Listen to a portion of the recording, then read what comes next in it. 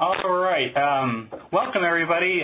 We just had to get a few things set up for today's webinar, and I'm going to let our speakers introduce themselves and their topic here in just a moment.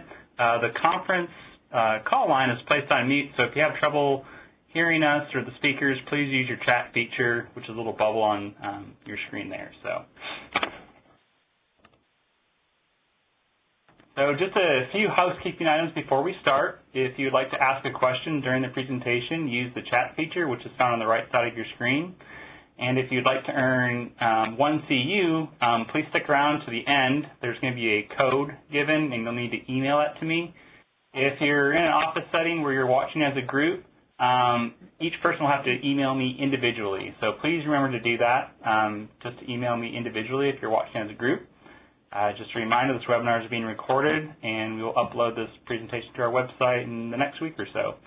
And so I'm going to turn it over to our speakers and introduce themselves. We kind of got a panel discussion here today, so it's a little bit different, and it's going to be a great talk. So.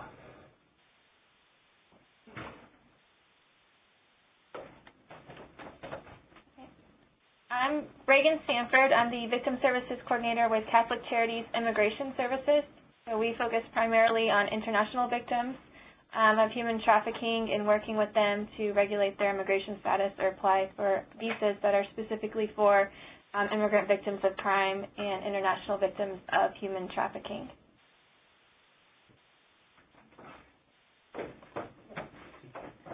Hi, my name is Lisette Yang, and I work for the Children's Protection Center in Little Rock.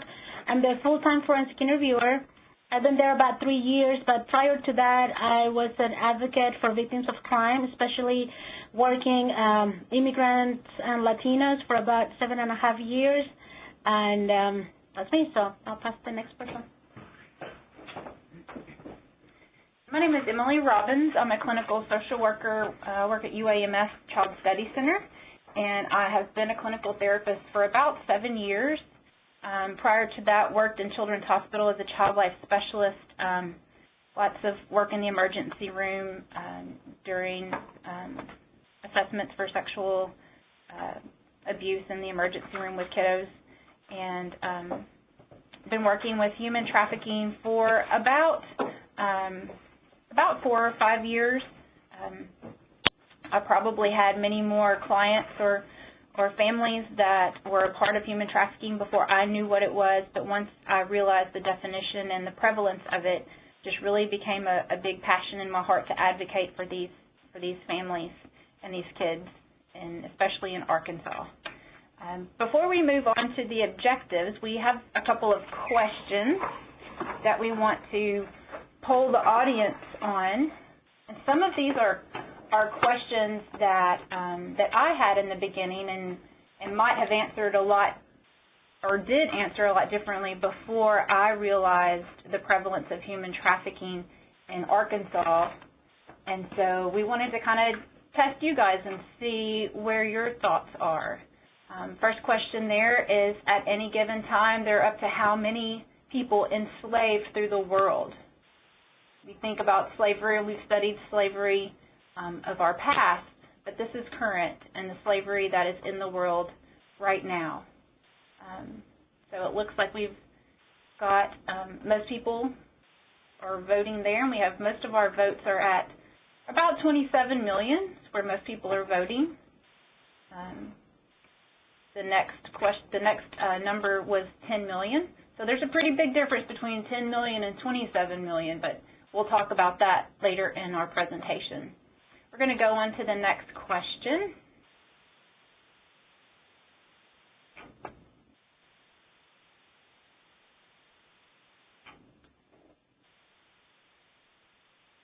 And this is about defining trafficking. What does that mean?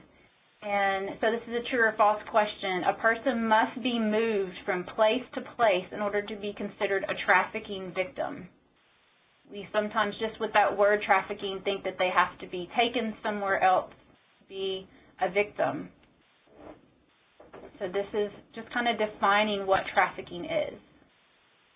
Everybody seems to be in agreement that's voting. Well, we have one that went a different answer, but most of the group feels like that this answer is false, that they do not have to be moved from place to place to be considered trafficked.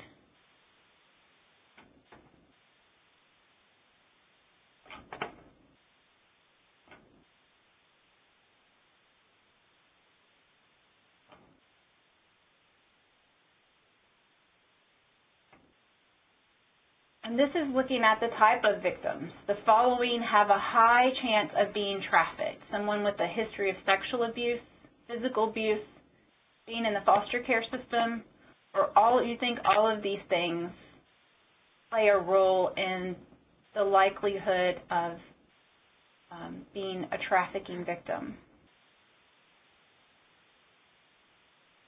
All right, everybody seems to agree in the all of the above answer. We'll talk more about that later in our presentation as well.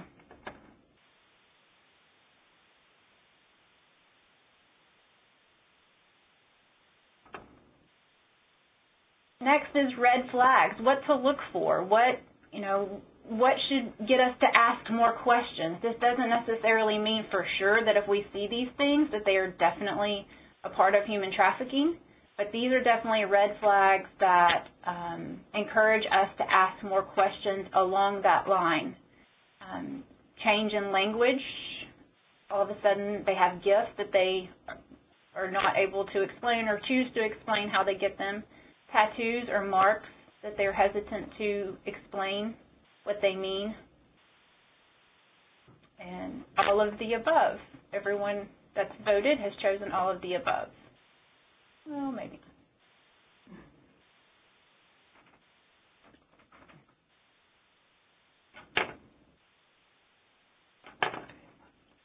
And one more question, and then we'll get started with the presentation. Do you suspect that you have worked with a child who is a victim of human trafficking? And this may change after you hear more about it, after you hear more about those red flags, or after you hear more about what to look for or questions to ask. I know my numbers when I first even heard the word human trafficking was probably a no, a lot of no's. But as I've become more educated, I can think back on families that I probably should have asked more questions. And we've got about half are saying yes, some that are saying no, and some are just saying I'm not sure. And maybe that answer will change at the end.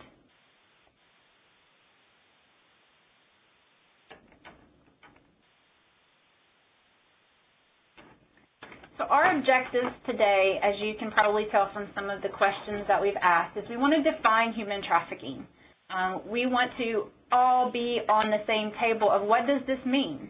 And this has been a big issue as far as gaining any type of research or numbers in the past, just being able to define what is this and what does it mean. We want to talk about Arkansas laws, where we have come from, where we're at now, but still the hopes of things that are needed to change, and for us to try and be that advocate for change.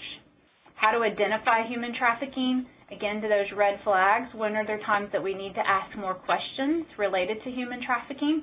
But also our forensic interviewer is going to remind us of the questions that we should not be asking and allow the professionals to ask, and let them take, at what point should we transition for someone else to be asking those questions? Is it a problem in Arkansas or the surrounding states? Here we are in the middle of the country. Is this really a problem here? Is this something that we should be talking about and looking to make change? And then treatment and resources and support. After we present all these problems and the concerns and kind of maybe even the scary stuff that's going on in our state, what do we do? How do we advocate? What's the next steps? We want to start a conversation about what we can do to further the discussion in our state. And I'm going to turn it over now to Reagan Sanford, who will talk a little bit more about the laws.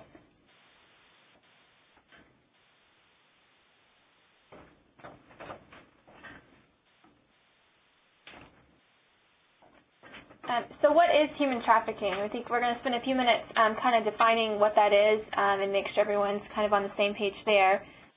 In answer to one of the questions they asked earlier, it is up to 27 million people worldwide, so there are more slaves today in the world than at any other time in history.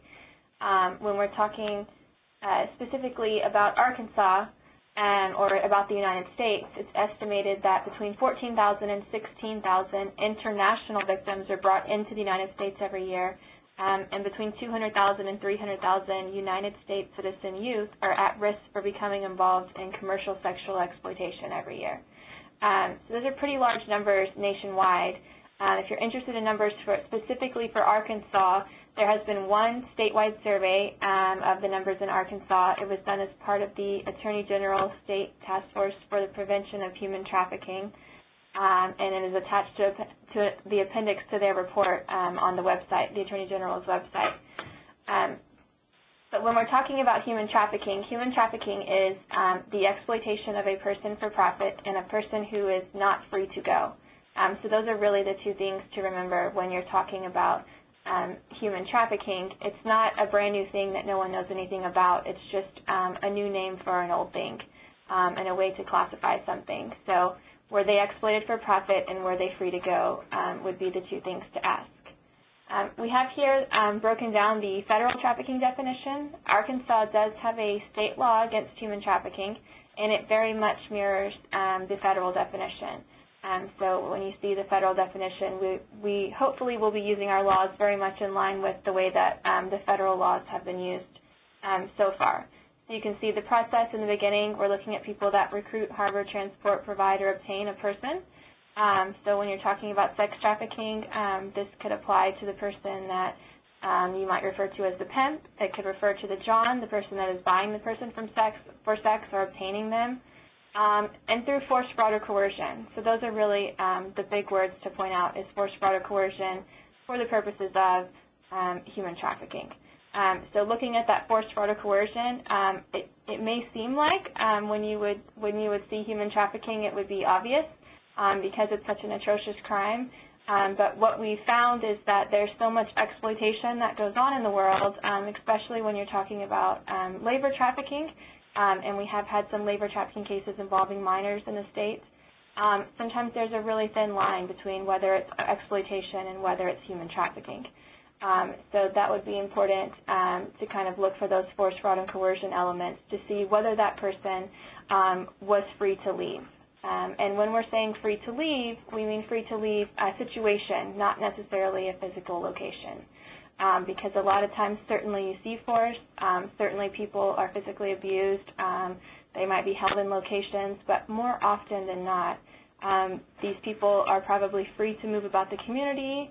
When we're talking about minors, they may be enrolled in school, they may be free to go about their day, but still be bound in this situation somehow and forced to return to it. So be sure that you're not only looking for signs of physical force or people being trapped in physical locations. So that goes to the psychological coercion, which is the number one thing that you will see holding people somewhere is the psychological coercion, and it takes engaging with someone and talking to them to figure out what that psychological hook is that's holding them there. So when we're talking about 2013 is when Arkansas passed its last human trafficking law. We've had a state law against human trafficking since 2005. That 2005 law was never used and was effectively repealed in 2013 when we passed our new law. Currently, most of these cases are still going federal, mostly just because they have the resources to investigate and prosecute these cases, but we do have a good criminal law against human trafficking in the state now. The other things this law changed was it eliminated the mistake of age defense. So before, if someone was going to solicit or was soliciting a minor for sex, law enforcement or the prosecutor had to prove that they knew that the minor was in fact a minor. So now they no longer have to prove that. If you solicit a minor for sex, the threshold is that the person was a minor, and you could actually be charged under the trafficking statute, and it would then be a Class Y felony.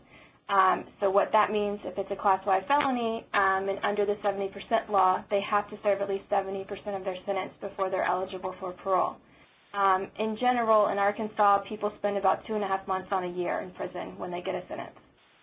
So when you're under the 70% law, you'll spend significantly more time in jail, no matter what the ultimate sentence is. It also allowed victims to collect restitution and sue for civil damages. So this is usually most important in labor trafficking cases, and has been used a couple of times in Arkansas to allow them to sue their employers and get back damages or restitution. And it also created the offense of knowingly patronizing a victim of human trafficking. So that is on the books. It's something that can be used, probably hard to prove, right, that someone knew that they were soliciting someone who was involved in human trafficking, but it's certainly something that's there, and if it can be proved, would give the person more time. So this is a map that we got from a group in Connecticut many years ago, and you can see all the brownish colored lines, or yellowish, orangish colored lines, all the lines that are the same color are the lines that they had originally put on this map.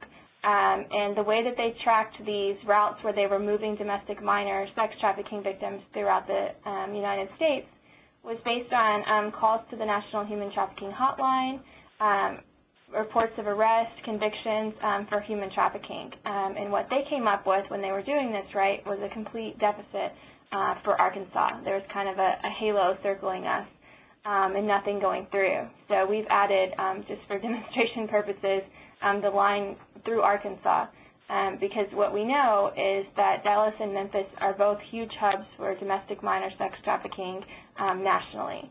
And we happen to have interstates, right, going through our states that connect those two cities.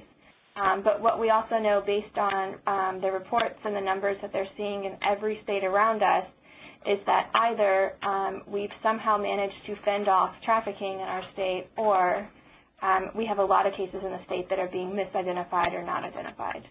And it's important that we start looking at those cases. From a social service standpoint, some of these cases, as long as the person's being identified as a victim, right, and getting services, that's fine. Getting the label of human trafficking victim doesn't guarantee you specific services or any special benefit right now. The importance of that label is that we are completely lacking in services for victims. And so without that label, then we're not getting numbers, and we're not going to ever be able to get money to fight this problem. So we really need to be looking, especially since a lot of these victims aren't being identified as victims at all and are being funneled into the criminal justice system, at correctly identifying these trauma symptoms and these things that come up that are being misidentified currently.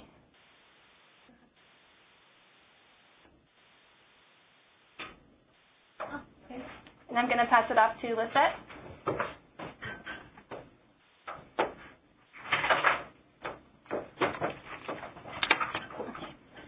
So now we're going to talk about a little bit of the difference from when you are assessing a child or a teenager or a minor in general that might be a victim of trafficking, either because you already know that this victim has been identified as trafficked victim, or if it's a victim that there is a suspicion that might be trafficked. And I don't know how many of you are clinicians and how many of you out there are interviewers. We as interviewers, we know that regardless of the allegation, we have to go in depth and explore hypotheses and explore a bunch of information from the child or the teenager to gather this information. However, if you're a clinician, one of the things that is very important to remember is that if you are doing treatment or providing counseling for a child, and like I said before, whether if there's a suspicion of trafficking or not to step into the forensic interviewing area.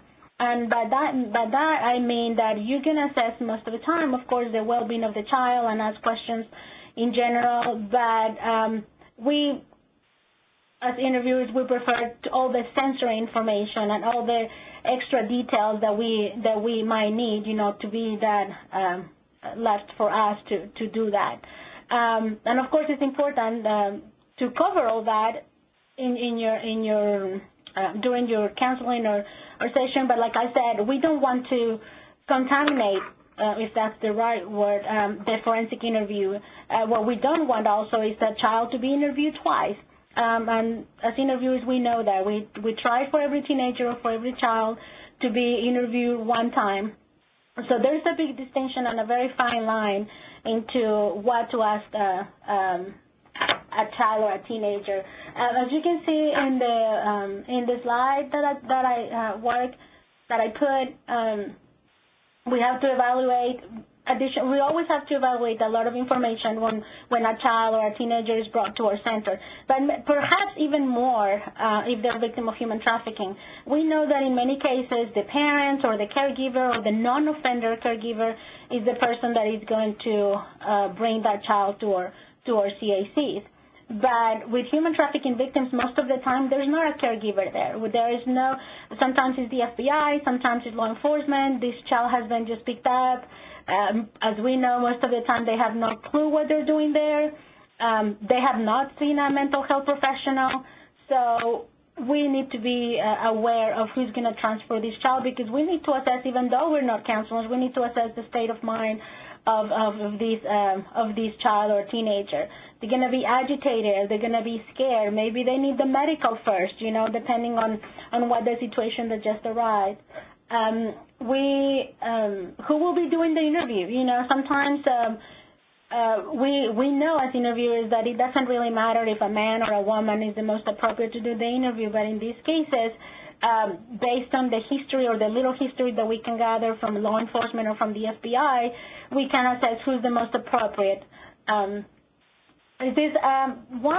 very key thing is that we know that sometimes when we have a child or a teenager that purposely disclosed, and by that I mean what happens if you have a teenager that suddenly realizes that the boyfriend is the one pimping her, doing, that if we have an in-home or a person that the child cares about that is doing the trafficking or the pimping. But what about, so she's part of it and she told something. We know that child might be more willing to give us information than if it's a child that maybe was just rescued or picked up. So we have to assess that. Are we going to have a willing person to talk because she's part of it, or is it accidental? Somebody just knew about it, they called the police, the agents picked her up, and it wasn't really his or her intention to talk about it just yet.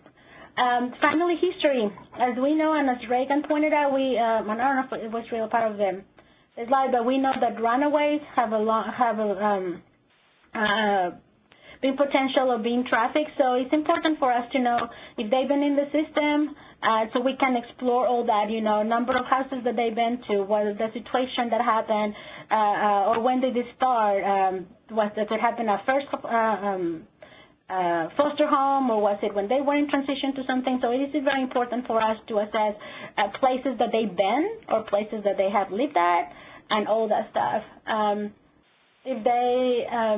If they need, most of the time we know that human trafficking victims have long-term needs.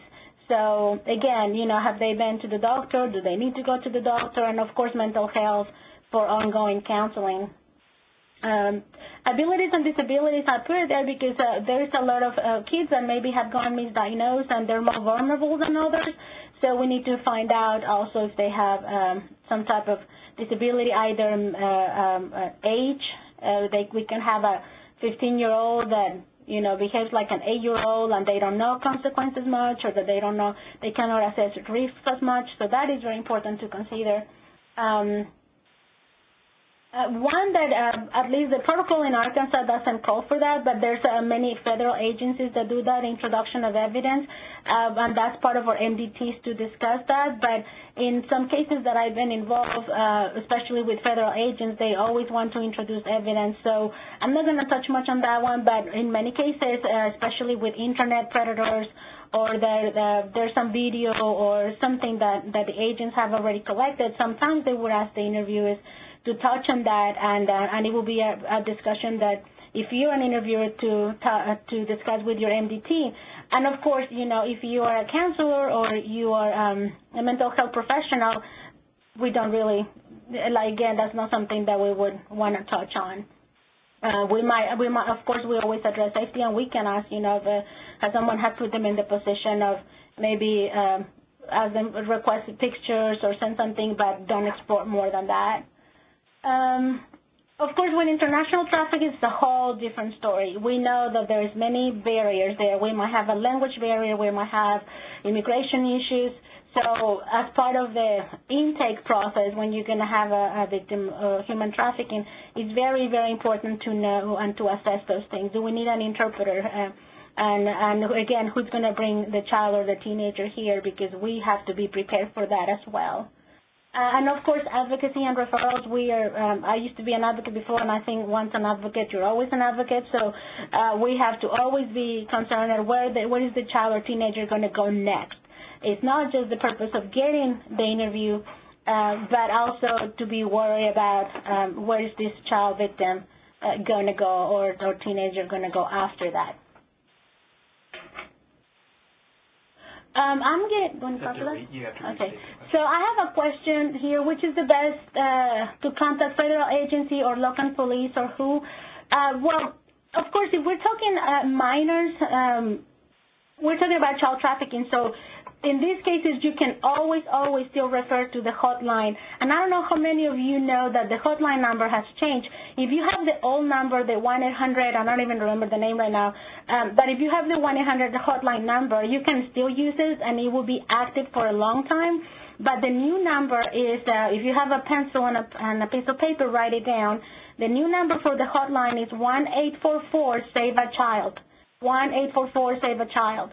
So once you report it to the hotline. And if you know how the hotline process works, you know that the hotline is going to refer this case to state police investigator, or what is called CACD, or Crimes Against Children Division.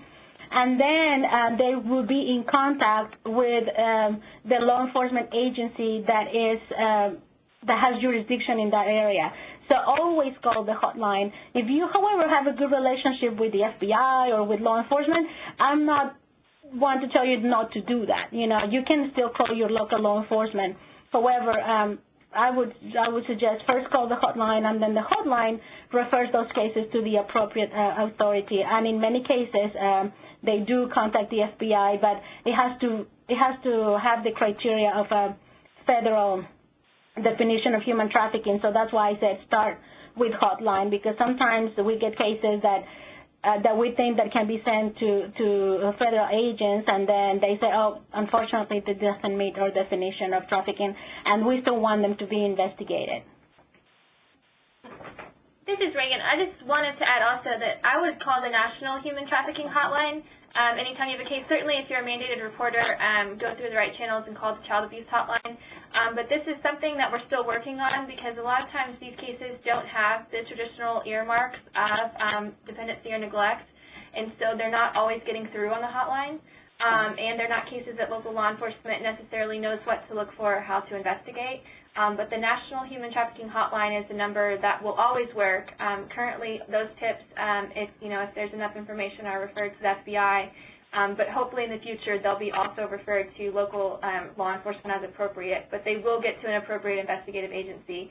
And I think we may have that number at the end. Okay. So it's an 888 number, and it's at the end of the slides. But the National Human Trafficking Hotline is a good number for everyone to have in their phone as well. Yes, and it will work just like I was saying with the hotline. They get those reports and they channel them.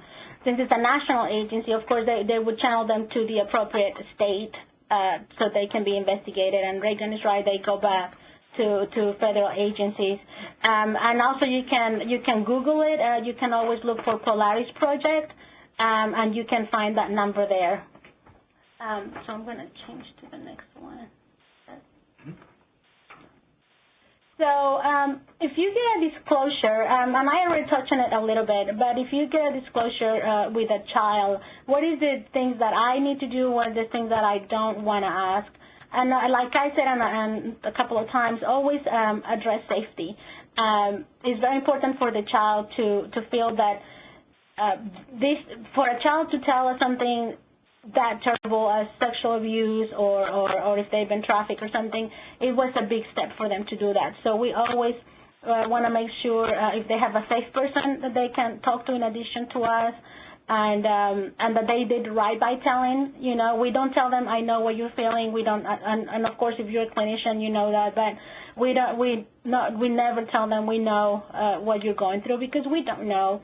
And when I say safety, I don't mean that you're going to try your best for them to be safe, because in many cases we know that sometimes the system or something, for some reason, they might not be as safe after the disclosure, but our hope is that once they disclose or that they've been interviewed and the agencies are in place, that they're going to be safer than that they were before.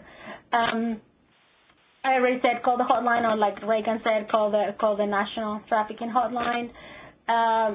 One big one, and I cannot address it enough, is tell them that they were brave and they did good by telling. And of course, I'm talking about not in accidental disclosures, but in purposely disclosures. So if the child said by themselves, always praise them for telling. Tell them, and also prep them. You know, sometimes we get many children that we interview, and I'm not preaching to the choir, but if they don't know anything about it and they don't know that they might have to tell just maybe one more person or talk to one more person in more in detail, they get terrified. So you can prep them. You know, once you praise them and you finish your visit with them, you tell them that part of your job is to, you know, while you're making sure that they're safe, that they might have to talk about it one more time with someone else. So, and that way the child, when they go to the CACs, they know exactly that they're mentally prepared to talk about it again. The worst thing that happens sometimes is when the child goes to a CAC and has no idea what they're doing there, and they don't want to talk about it because they said, I already told such and such person. So it's important to prep them. And then, of course, prepare the child for investigators, and by that mean not only that they might have to talk to someone else, but that there's going to be another person, you know, helping them with whatever happened to them. And by that I mean law enforcement or social services or state police or something like that. What we don't do, of course, is take pictures. Believe it or not, I know you might know that, but there is a lot of sometimes investigators or caseworkers or somebody that they're taking pictures, and I never encourage that. So if we're going to take pictures, we could do it with the clothes on and what is visible if we're talking about face or something, and that applies mostly for physical abuse. But another concern that we have to think about is that if we take a picture and if we use your phone, then that phone just became evidence, so I don't recommend it.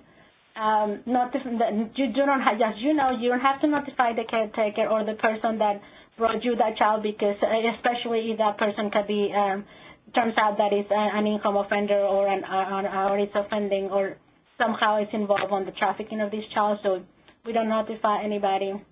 Once again, we don't tell them they will be okay because we don't know. We know confidentiality is a big one in this one, probably in any case, but this one, we have to take it very seriously about confidentiality. That child and that traffic victim deserves all the confidentiality that other kids do. Of course, we don't talk about the abuse in front of other investigators or in front of anybody else. We don't talk about good and bad touches. If we talk about things that the child like or don't like, let's try to use their words, but that term of good touches and bad touches have gone away for a while. And there's many reasons for that I don't have time to explain, but many of you probably already know that. And what's another one? I think that's all I have for that. And I think I have one more slide. So finally, for my last slide, that we have to distinguish, again, forensic question versus counseling questions.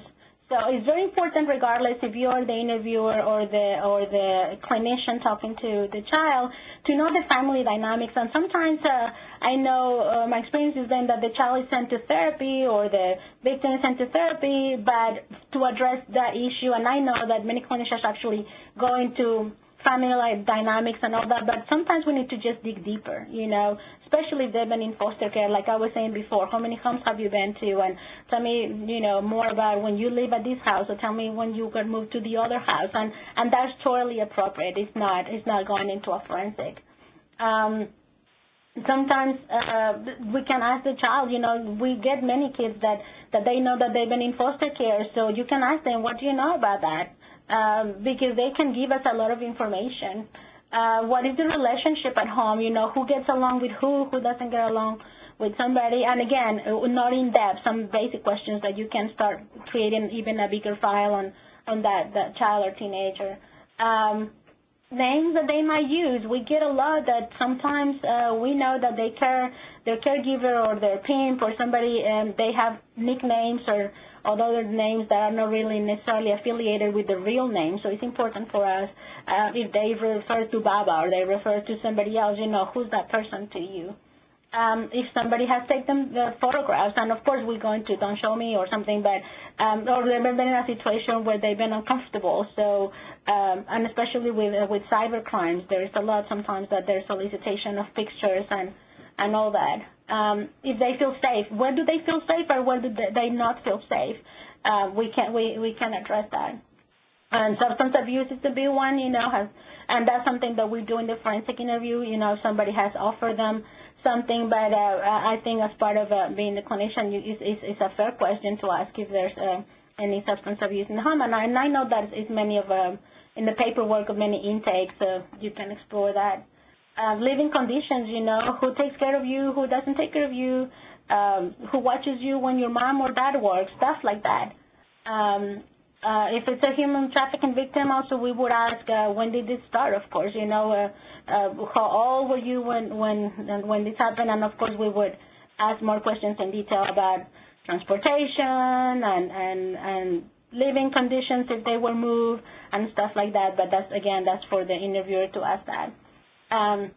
When we ask about how do you feel, it's very different when a clinician asks how do you feel about the situation, because I know that you are looking on the emotional side, but the interviewer we want to know sensory most of the time.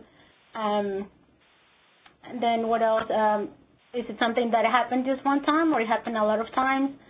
And does the victim have any nicknames or names that they use online, especially with all the apps and online information? Is like, do they have a Kik account? Do they have a Meet Me account? Do they have a MySpace? Whatever they use to communicate.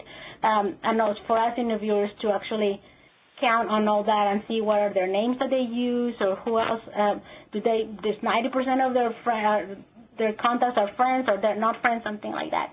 So I don't want to expand much because I need to give Emily her time, so we'll be asking questions later. Thank you so much.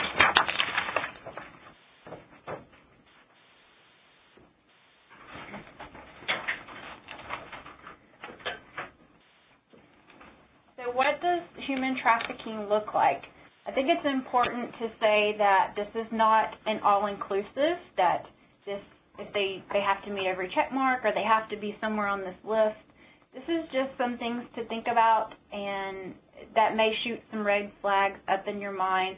Maybe when you're doing your assessment or as you're working with families and hearing more about their stories and hearing more about their past, or maybe even their current stories, things that they're doing. These are just things to throw up some red flags in your mind, to ask more questions, to help understand what's going on. So these are some of the domestic minor sex trafficking.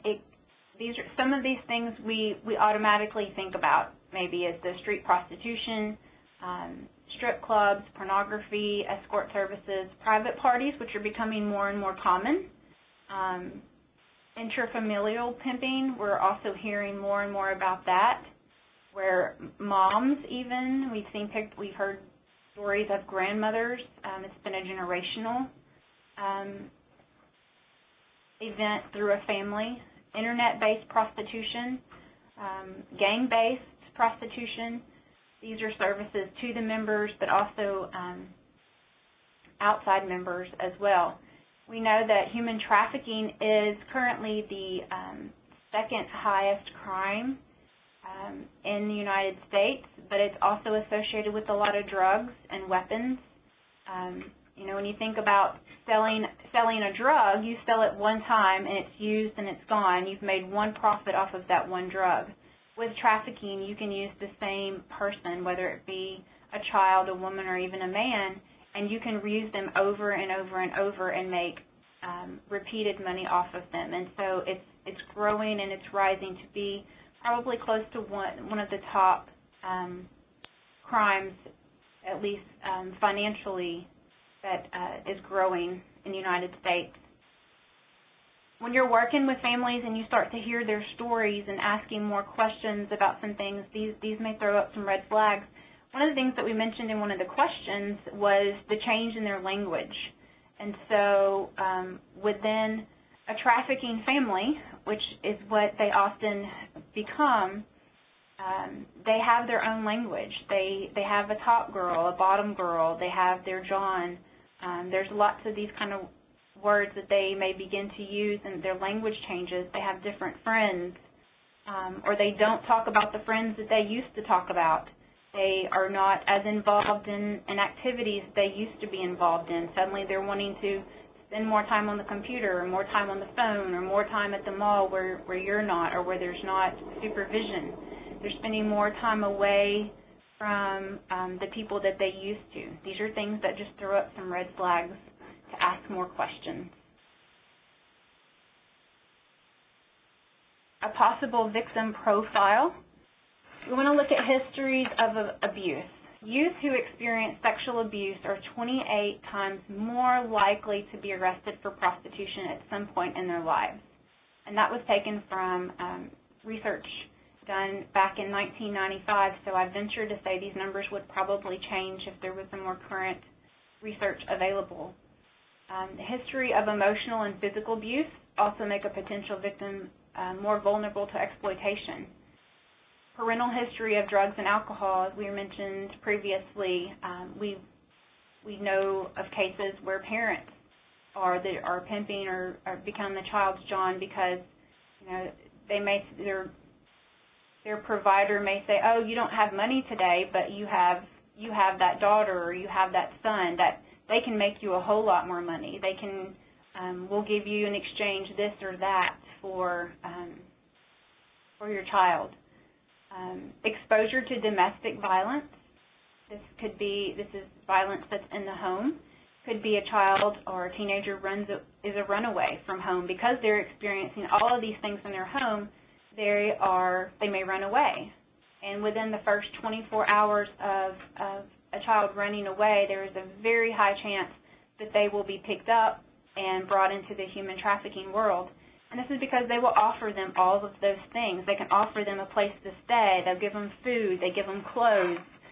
They offer them all of the things that they're going to need to survive, and they make it look great, and I'm going to take care of you. But then when it comes down to it, hey, I've done all of this for you. I need you to do this one favor for me. If you can just do this one thing, that I would really appreciate it, and I will love you and be able to keep taking care of you, but I need you to do this one thing. And then the one thing turns into 2 things and 4 things, and it grows into the trafficking. I've had some conversations with some agencies in different states about how they are assessing and how they are evaluating kiddos when they come in through their programs. These are mental health clinics. And one of the questions that they shared with me that they use in their intake evaluation was they asked the question, have you ever traded sex or money for things you needed to survive? Such things as food, shelter, or clothing. Have you ever had have you ever had to trade any type of sexual act in order to get food or shelter or clothing? And they give them the chance of a yes or a no question. And once they answer that yes or no, then the clinician knows whether to go further into asking more questions about that if they need to. And this was a question that's used for an intake evaluation for teens. It was an adolescent mental health clinic. School-related problems, if they're truant, they're having learning disabilities, all of these things. And if you've worked with trauma and you're trauma trained, you know a lot of these areas that we're going to talk about are signs of trauma. And kids may be struggling at school or struggling to sleep and struggling in lots of areas of their life. And so we're already assessing for those areas when we're checking for trauma to see what their trauma is. And this could be a possibility. Other red flags could be visible signs of abuse, whether it be bruises, scratches that are unexplained, or they try to hide, or they give a ridiculous or kind of crazy answer, maybe even a different answer every time you ask them. You note a change in their physical appearance. They start to look different. They may be dressing a lot older or more provocative, or wearing a lot newer clothes or jewelry that they have a hard time explaining how they got them. A tattoo or a mark on their body, pimps will often mark their girls or their boys. They'll mark that they belong to them, and we've got some pictures. In fact, we'll take a look real quick at those pictures. These are some examples. CNN did a special report on branding and the shocking life of sex-trafficked girls. And these were some of the examples of tattoos that were used that pimps will mark their girls. Usually they have some sort of money sign. These are pretty detailed marks that we're seeing, but I've also seen ones that may just be initials.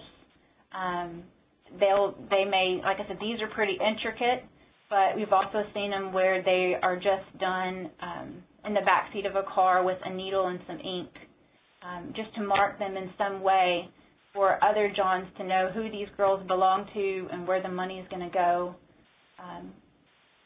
And so these girls are marked for life. Just as a side note, when I watched this report, there are some organizations out there that are helping these women when they are able to leave the life and get out of the life. They go to mental health services, they get mental health therapy, they take care of themselves on the inside, they get themselves in a better place, but they still have this mark of this trauma and of this history for what seems like forever. And so there are organizations out there that are helping these women. The smaller ones, I've seen them try to work to remove them, but then some of these larger ones, as part of kind of a therapeutic process for these women, they're able to design their own tattoo to go over this. And so there's been organizations that pay for covering these marks because they don't want to see that every day. They don't want to be reminded of that life. They want to be more independent. And so there are organizations that are helping these women cover or help to remove the tattoos from their bodies. We talked about a change in language. They start using language that either you don't understand, or they're starting to use language that you don't know where that has come from. Multiple infections, or STDs. This is a big one. If a girl keeps returning to a clinic to get treated, where is it coming from? Where is she getting these infections? New friends that she's hesitant to discuss. Disconnect from family and friends, loss of interest in age-appropriate activities, phone calls from people that you don't know where they're hesitant to give you an answer of who they are, unexplained gifts, they're hiding when they're on the computer or on the phone. Again, it doesn't mean specifically that it has to be or that for sure they're being trafficked or something's going on, but these are just red flags to ask more questions. To kind of follow up to see what might be happening or going on.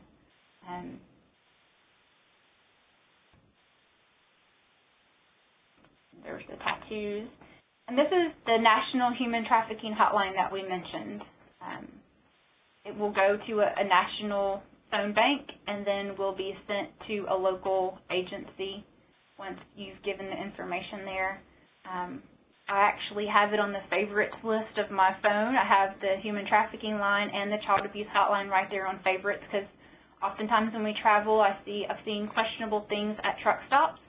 Truck stops are a big place for trafficking, and so I will often see something kind of questionable, and I will just call it in. It's not for me to pursue or approach or ask questions. It is just for me to report and let someone else try and take that responsibility, because that can be very dangerous to try and approach in any way.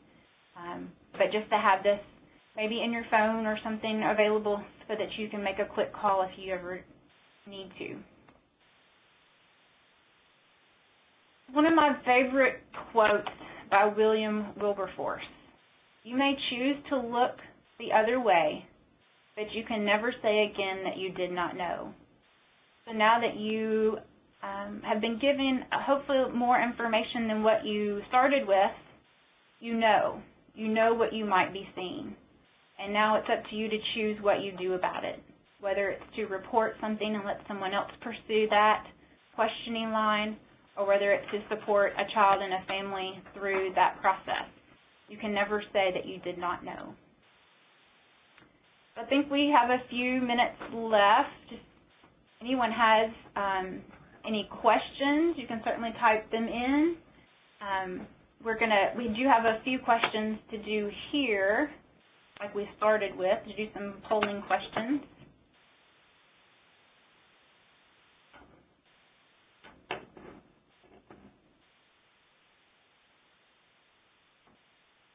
So back to one of the questions we started with. After learning about human trafficking, now do you suspect you have worked with a child who is a victim of human trafficking?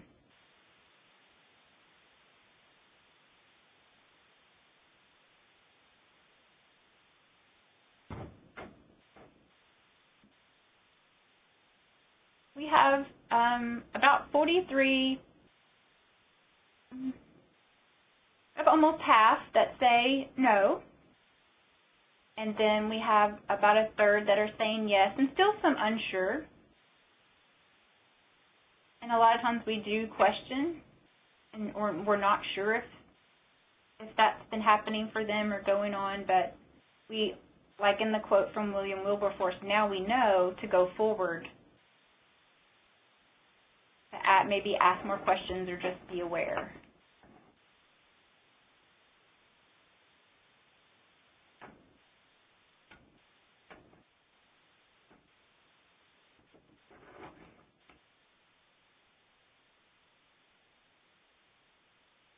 Yeah, so somebody asked to be emailed a copy of the presentation. Yes, I'll send an email out to folks about this presentation. So we have a few minutes before the next slide is the CEU code. So you've got 3 state experts here, so please take advantage of this and ask questions. So.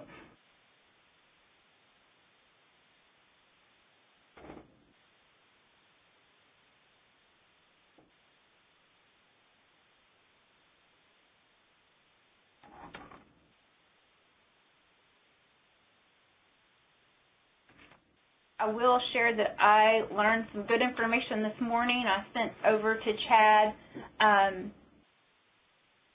I was released yesterday that the Department of Justice on a federal level has released $22 million in grant money to further different areas of human trafficking. It was either to fund task force or to fund research and resources throughout the country. And so it was very exciting for me to read that it is still on the minds in our nation's capital and that there is money being put to the side to help fight this, to fight human trafficking. So Stacy Williams asked, do you work closely with the trafficking organization PATH? And I have actually worked with PATH. I have worked with PATH and still work with PATH. I help do some of their trainings. I focus in the training more about the trauma and working with victims, survivors who have experienced trauma, and helping people to understand the trauma that the trafficking victims have experienced. And I also believe that Lizette has done work with PATH as well. So yes.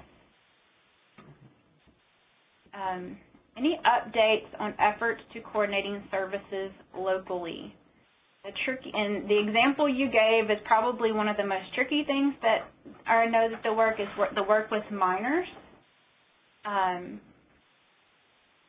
so I'll let Reagan answer some of that. So There are efforts going on to address that. The issue really right now as far as services for minors is figuring out the legal custody piece because if we can't get a state agency to take legal custody of these minors, then we can't place them anywhere. And so that's still an issue. There have been, just in the last few days, some organizations that have expressed interest and will be willing to take placements of youth that are identified as trafficking victims that come into DCFS care. But the issue is that most of these children are not going into DCFS care now. They don't fit under their current definition of dependency neglect in order for them to take legal custody. And so most of these kids are routed through detention centers and other placements. So that's the biggest issue right now is we need to find long-term care, which doesn't have to be specific to trafficking victims. These are just traumatized kids, extremely traumatized kids that have layers of trauma. But there's not a specific set of services that a trafficking victim needs. They just need to be in a place where they're going to be respected and heard, right, just like any trauma victim. But right now we're still fighting this legal custody piece before we can even find best placement. And Jennifer, so that's where Arkansas is, so we still have a lot to fight for. I know one of the agencies, or two of the agencies I've talked with in Seattle and North Carolina that treat minors, for them, they have actually had parents that would come in and sign consent, almost like going into a residential treatment facility. The parents, which of course gets tricky if the parents are the traffickers, but the facilities that I know of where minors are going is parents would be actually signing the consent to have the treatment. This is Lisette. I'm getting a question about what protocol I'm using. Currently, I use the Child First protocol, just like most of Arkansas forensic interviewers. But I'll be trained on the NCIH or something like that, training that is more a federal training. But with whatever protocol you're able to interview human trafficking victims. Michelle, to your question, Michelle asked the question, how do you handle a supervisor who insists that you always tell a parent when you have made a hotline call? I think as a clinician, my biggest piece would be, if that's what your supervisor is requiring, I would make very certain that I know exactly where that child's going to be over the next 24 hours, whether it's going to be at school, it's going to be at home, make sure you have an address, make sure you have a phone number, and make that call immediately. Maybe even, I would even consider if you're put on hold at the to make your report and you're sitting and waiting, I would consider calling the local law enforcement and letting them know so that there is quickly someone going and finding that child immediately when they're leaving. And I would add that you can check the Arkansas law on mandated reporting, and we are protected, or any person that calls the hotline is protected. And one of the protections that we have is that you do not have to inform anybody, a supervisor, a coworker, anybody that you're making that report. So check your, you can email me and I can send you that, but Arkansas law protects you in that regard. So there is no need, like in the past, to inform anybody. And I know we're just real quickly on, someone asked about the prevalence and where trafficking is happening mostly and where it's happening in rural areas. And I would just say that you find what you look for, and where the only proactive investigations that are really going on in the state to look for trafficking is the Denied Innocence Task Force in Central Arkansas, which is the FBI and some other local law enforcement agencies. And so they're focusing their efforts more on bigger cities, but the largest sex trafficking case involving minors was not in Central Arkansas, in a more rural part of the state, in a small town. So I would say that those areas of the state where law enforcement doesn't know what to look for, when people are turning their heads and refuse to admit that things are happening, in a lot of instances are the places where some of the sickest stuff is happening and the stuff's being allowed to happen under the noses of everyone. So it's definitely not specific just to larger cities or big areas. As Arkansas is kind of an example, none of our cities are really big if you look at the big scheme of things nationwide. So the fact that it's happening anywhere in Arkansas shows you that it doesn't take a big place for this to happen. And traffickers are smart, so if they think that they can go to a smaller town and hide out because they're either not going to get caught or nobody's going to ask questions, that's where they're going to go. And even for a while, we felt like there was possibly a lot of trafficking going on in Arkansas because our laws were so weak. So if they got caught, they were going to get a lot less penalty than if they got caught in Texas or somewhere else that has harder trafficking laws. So they're smart, and that might be the best place that they're going to hide and work. And there's another question, what county or country or countries outside the U.S.? It pretty much is everywhere, but you can, I'm Latino, so there's a lot of going on in Latin America with people with Guatemala, Honduras, El Salvador, and all those impoverished countries. But that we cannot still say that it doesn't happen in other places because there is a lot of people from the Philippines. Or it can also Russia, and trafficking is a worldwide issue. So you can really point at every country, and they might be suffering from human trafficking. But again, a lot of Latin American countries have this big issue because of the gang involvement or because of the drug cartels. Yeah, and I would say also Catholic Charities, ours have all come from Central America, with the exception of one that came from India. But that's also a you find what you look for kind of thing, and our office is bilingual English and Spanish, right? So it's easier for us to reach out to that population. So it doesn't mean that there's not victims from other countries here that we haven't been able to reach out to. Okay, well, thank you all for the great questions, and thank you all to our presenters. And I know we're a little bit past the hour, so if you need to go, that is fine. The CEU code is up there. Just please remember to, when you do email me, to give me your first and last name. And if you are watching as a group, have each person email me individually. So, and that's it. So we'll just kind of hang out here and let this code hang out to be available, and we'll hopefully talk to you all next month.